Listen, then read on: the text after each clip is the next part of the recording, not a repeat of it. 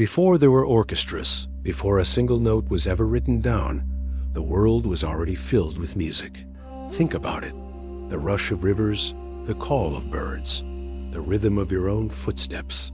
These were nature's first instruments. And maybe, in those early moments, humans didn't invent music at all. They discovered it.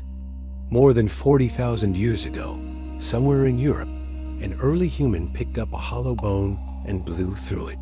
That simple breath created the first melody, a fragile note that echoed in the darkness.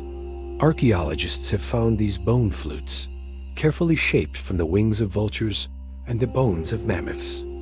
They tell us something extraordinary. Even before civilization as we know it, people had a deep need to create and express beauty.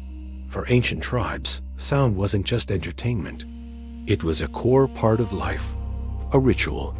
The beat of a drum called the hunters to gather. The sound of a flute was thought to call the spirits.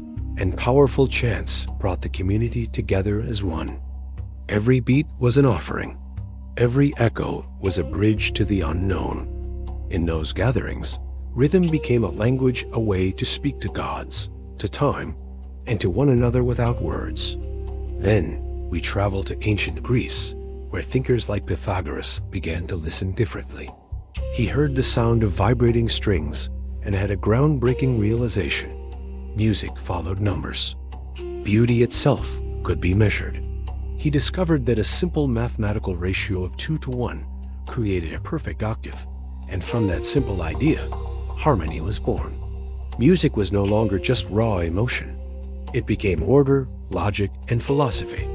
Centuries later, in the quiet, reverent stillness of stone cathedrals, music found its new home: faith. The human voice itself became the primary instrument of devotion. Monks began to sing single lines of melody, sacred prayers that seemed to float on air. And in those echoing chants, the very foundations of Western classical music began to take shape. We don't remember their names.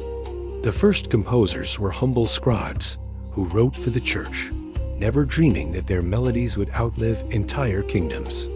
Each line of chant they wrote became a blueprint for what music could become: a powerful fusion of sound, soul, and structure. From the wind blowing through a bone flute to choirs singing beneath cathedral ceilings, humanity turned noise into a language, and that language into art. This was the dawn of classical music, born not from luxury, but from a deep, universal longing.